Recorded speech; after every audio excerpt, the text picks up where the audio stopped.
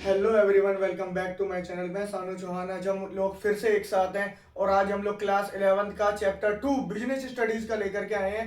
तो आज भी हम लोग कुछ इंपॉर्टेंट टॉपिक्स डिस्कस करने वाले हैं जो एग्जाम पॉइंट ऑफ व्यू से बेटा जी बहुत इंपॉर्टेंट होते हैं। तो लास्ट टाइम हमने बिजनेस के अंदर पढ़ा कि भाई चैप्टर 1 में पढ़ा था कि बिजनेस, सबसे पहले बिजनेस क्या होता है। तो बिजनेस के बारे में हमने बताया था कि बिजनेस कोई भी ऐसी एक्टिविटी हो सकती है जिससे किसी भी व्यक्ति को लाइवलीहुड के लिए पैसा मिलता है, जीवन निर्वाह करने के लिए पैसा मिलता है। और भाई उसको पैसा, बिल्कुल कोई भी इकोनॉमिक एक्टिविटी करेगा तो पैसा मिलेगा। ठीक है, इकोनॉमिक एक्टिविटी वो टीचर हो सकता है, कहीं पर कोई जॉब कर सकता है, एम्प्लॉय हो सकता है। ठीक है, प्रोफेशन भाई टीचर हो सकता है कोई प्रोफेशन में, या कोई बिजनेस कर सकता है। तो उसी को आगे बढ़ाते हैं बेटा। बिजनेस है तो बिजनेस को थोड़ा और आगे लेकर के चलते हैं। तो कोई भी व्यक्ति अगर कोई भी बिजनेस स्टार्ट करना चाहता है तो 5 तरीके के बिजनेस होते हैं जो मार्केट में किसी भी तरीके से 5 तरीके के बिजनेस हैं, और पांचों तरीकों में से एक तरीके से बिजनेस से कोई ना कोई व्यक्ति जुड़ा हुआ है। या तो बंदा अकेला बिजनेस करेगा, उसको सोल प्रोप्राइटरशिप बोला जाता है। और या जब दो व्यक्ति मिलकर के कोई बिजनेस स्टार्ट करते हैं तो उसे पार्टनरशिप बोला जाता है। या कोई पारिवारिक बिजनेस होता है तो उसे जॉइंट हिंदू फैमिली बिजनेस बोला जाता है।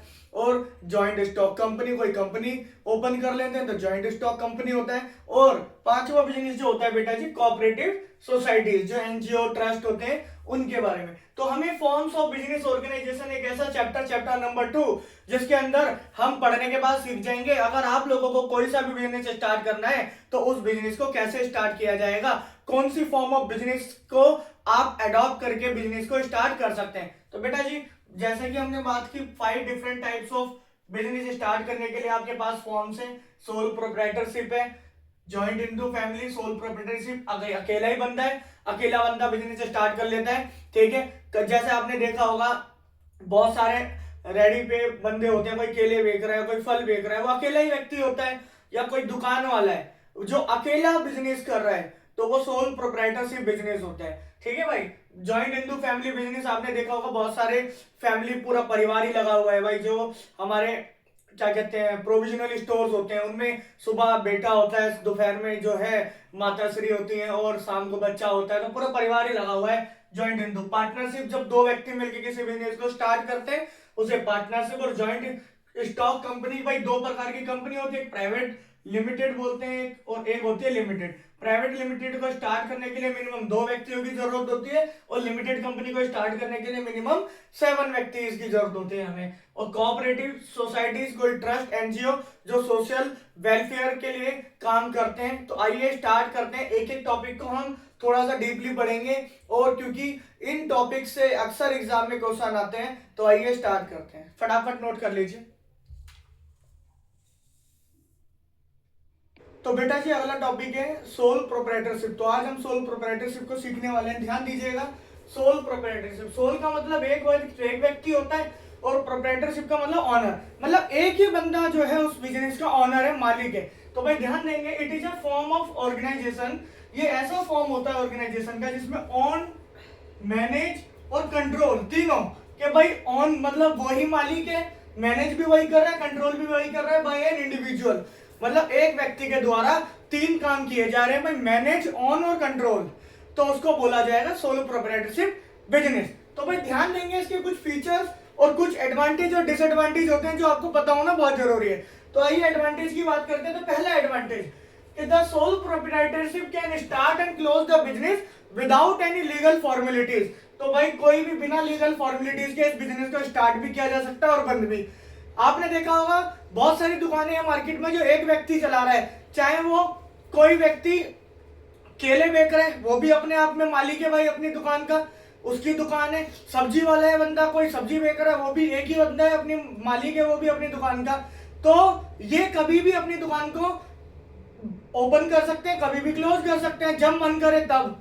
तो इसलिए बोला गया है पहला फीचर कि स्टार्ट और क्लोज जो ये कर सकते हैं विदाउट एनी लीगल फॉर्मेलिटीज। तो कोई लाइसेंस की जरूरत नहीं होती भाई। कल को कोई बंदा कोई बिजनेस स्टार्ट करने लग जाए अकेला, कोई फोन की दुकान ओपन कर ले और ऑनर वो अकेला ही है, तो उसको कोई लाइसेंस की जरूरत तो है नहीं। ठीक है, समझ में आ पा रही है बात। दूसरी बात, ऑनर और business have no separate legal entity. Separate legal entity का मतलब होता है बेटा जी कि ऑनर और उसका जो मालिक है दोनों अलग अलग व्यक्ति, बट यहाँ अलग अलग नहीं होते, यहाँ तो एक ही व्यक्ति है, वही मालिक है भाई, वही बिजनेस का करता धरता, तो वही जो है यहाँ पर ये वाला जो रूल है अप्लाई नहीं होता। तो ऑनर और बिजनेस जो है वो सेपरेट लीगल एंटिटी नहीं होते, अलग अलग नहीं होते। जो बिजनेस की लायबिलिटी वो ऑनर की लायबिलिटी, तो ऑनर के अगर लायबिलिटी बढ़ जाती है तो ऑनर की असेट्स तक सेल करनी पड़ जाती है, क्योंकि यहाँ पर जो लायबिलिटी का कॉन्सेप्ट है मेरे भाई वो अनलिमिटेड है। हम आगे पढ़ेंगे, देखो अगला ही पॉइंट है the liability of the sole proprietor is unlimited. क्योंकि क्यों है अनलिमिटेड? क्योंकि बिजनेस और ऑनर अलग अलग व्यक्ति नहीं है, एक ही व्यक्ति है, वही है बिजनेस, वही है मालिक, ठीक है। तो बेटा यहाँ पर जो लायबिलिटी होगी वो अनलिमिटेड होगी। 3 पॉइंट हो गए। 4th पॉइंट कि भाई अकेला बंदा, तो अकेला बंदा है तो डिसीजन भी खुद ही लेगा भाई, तो वही लिखा हुआ है all the decisions are taken and implemented in the organisation by the honour.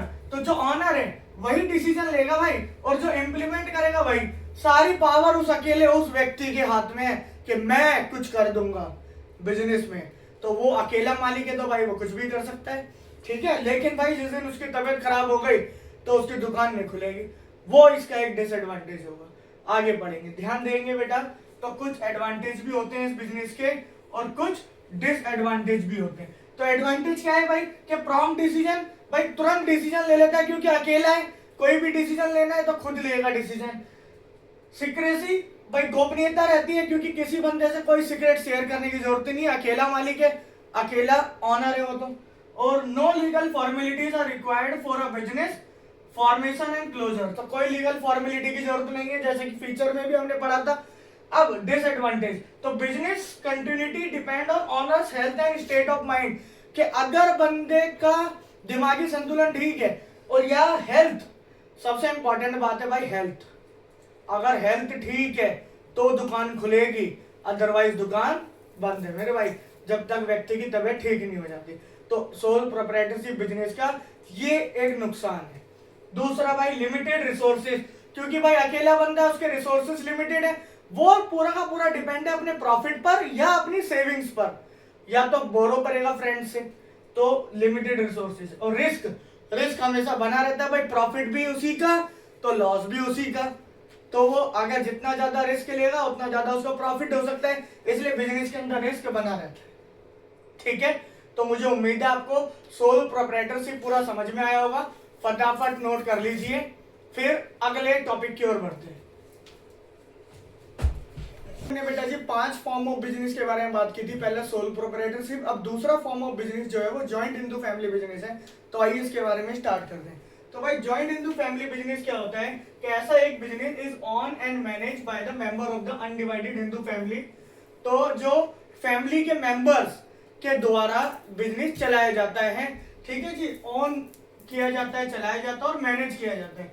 मतलब मालिक जो होते हैं वो बिजनेस के जो मालिक होते हैं वो परिवार के सदस्य होते हैं, वही उसके मालिक होते हैं, वही उसको मैनेज करते हैं। और एक इंपॉर्टेंट बात है इस बिजनेस के अंदर कि with the possibility of 3 successive generation as member of the business, तो भाई 3 पीढ़ी होनी चाहिए इस बिजनेस में शामिल, उन जैसे कि भाई दादा का बेटा और बेटे का बेटा, तो 3 पीढ़ी इस बिजनेस में इन्वॉल्व होनी चाहिए, तभी ये business undivided Hindu family business कहलाता है, ठीक है जी। आगे फीचर्स की अगर बात करूं तो भाई membership is in the organisation is by birth, कि जैसे ही बच्चा पैदा होता है वही इस बिजनेस में बच्चा पैदा होते ही बिजनेस के अंदर मेंबर बन जाता है, और इस बिजनेस के अंदर जो सबसे एल्डर मेंबर होता है उसको कर्ता बोला जाता है। अगला, the business is formed with at least 2 member of a Hindu undivided family, तो भाई अगर 2 मेंबर से भी बन जाता है, 2 व्यक्ति हैं और 3 साल का उनका फैमिली बैकग्राउंड है, एसेंशियल प्रॉपर्टी है, बट पुश्तैनी प्रॉपर्टी होना बहुत जरूरी है, ठीक है जी, और हिंदू सक्सेशन एक्ट 1956 के अंतर्गत ये रजिस्ट्रेशन हो सकते हैं। तो भाई सिंपल सी बात है कि एसेंशियल प्रॉपर्टी होनी चाहिए, मिनिमम 2 मेंबर्स होने चाहिए, और 3 पीढ़ी के बारे में भी बता दिया, और बाय बर्थ ही मेंबर बन जाता है, और जो कर्ता होता है वो एल्डर मेंबर होता है, और अगर एल्डर मेंबर निकल गया मतलब भाई भगवान को प्यारा हो गया तो उसके बाद जो एल्डर मेंबर होगा वो कर्ता बनते हैं। तो भाई अगला पॉइंट है एक्सेप्ट फॉर कर्ता, कर्ता को छोड़कर all the family member have limited liability, कि भाई बाकी के पारिवारिक सदस्य जो हैं उन सबकी लिमिटेड लायबिलिटी होती है, लेकिन केवल कर्ता एक ऐसा व्यक्ति होता है जिसकी लायबिलिटी अनलिमिटेड होती है। भाई सोलो प्रोप्राइटरशिप में भी लायबिलिटी अनलिमिटेड थी मालिक की, यहाँ भी मालिक करता ही है, बाकी मेंबर है, मेंबर की लिमिटेड और यहाँ पर इसकी अनलिमिटेड है। तो ध्यान दीजिएगा भाई। और karta has right to control all the activity in the business organisation, तो जो भी बिजनेस को चला रहा है, मैनेज कर रहा है, कंट्रोल कर रहा है, वो करता है, सारी एक्टिविटी पे देख रेख करता है। तो आइए एडवांटेज और डिसएडवांटेज पढ़ते हैं। पहला एडवांटेज भाई कंट्रोल ही आ गया, क्योंकि कंट्रोल किसका है, कंप्लीटली कर्ता का है, एक ही व्यक्ति का कंट्रोल है, तो एक व्यक्ति का जब कंट्रोल होता है तो बिजनेस स्मूथली चलता है। अगला the business continues till all the members wish to continue. भाई सिंपल सी बात है कि बिजनेस तब तक चलता है जब तक जो मेंबर्स है वो चलाना चाहते हैं, ठीक है। अगर कर्ता भगवान को प्यारा हो गया तो अगर बाद के व्यक्ति नहीं चलाना चाह रहे बिजनेस को तो बिजनेस को डिसकंटिन्यू कर सकते हैं, नहीं तो उन सभी में जो एल्डर मेंबर होता है वो बिजनेस को आगे चला सकता है 1956 एक्ट के अंतर्गत। आगे बढ़ते हैं। तीसरा पॉइंट है बेटा एक्सेप्ट फॉर कर्ता। वही हमने जो अभी थोड़ी देर पहले बताया था फीचर में कि कर्ता की जो लायबिलिटी होती है वो अनलिमिटेड होती है, लेकिन बाकी मेंबर्स की लिमिटेड लायबिलिटी होती है। डिसएडवांटेज की बात करूं तो पर्सनल प्रॉपर्टी ऑफ कर्ता इज एट रिस्क, कि जो पर्सनल प्रॉपर्टी होती है कर्ता की वो रिस्क में होती है, क्योंकि कर्ता भाई साहब की जो लायबिलिटी है वो अनलिमिटेड है, मेंबर्स की लिमिटेड है, वो है एडवांटेज है, बट कर्ता की तो अनलिमिटेड है, वो डिसएडवांटेज है। तो लिमिटेड कैपिटल रिसोर्सेज, कि भाई इस बिजनेस में क्या होता है ना, लिमिटेड कैपिटल रिसोर्सेज होता है, क्योंकि बिजनेस जो चला रहा है वो परिवार चला रहा है, और परिवार की सारी संपत्ति, वेल्थ, प्रॉफिट सब इसी में शामिल होता है, इसलिए वो लिमिटेड होता है। कॉन्फ्लिक्ट एंड डिस्प्यूट, कभी कभी क्या होता है कर्ता और उसके मेंबर्स के बीच में कॉन्फ्लिक्ट पैदा हो जाता है, मतभेद पैदा हो जाता है, दो कारणों से मेनली होता है, प्रॉफिट को डिस्ट्रीब्यूशन से संबंधित होता है और डिसीजन को लेने से संबंधित। तो ऐसे कॉन्फ्लिक्ट बिजनेस में पैदा हो जाते हैं, तो ये एक इसका डिसएडवांटेज है। तो मुझे उम्मीद है आपको मैंने आज दो टॉपिक पढ़ाए हैं बेटा, एक मैंने सोल प्रोप्राइटरशिप पढ़ाया है और एक हिंदू अनडिवाइडेड फैमिली पढ़ाया है। तो भाई दोनों अच्छे से नोट कर लो और समझ लो, आगे की वीडियो में पार्ट 2 में हम आगे इस चैप्टर को और आगे बढ़ा देंगे और बाकी के तीनों भी कंप्लीट कराएंगे और चैप्टर को अंत करने का प्रयास करेंगे। तब तक के लिए आप मेरे चैनल को सब्सक्राइब करें, कोई भी डाउट हो तो मैसेज करें और वीडियो को ज्यादा से ज्यादा लोगों तक शेयर करें। एंड डोंट ट्रबल योर माता पिता। जय भारत, जय माता दी। Thank you.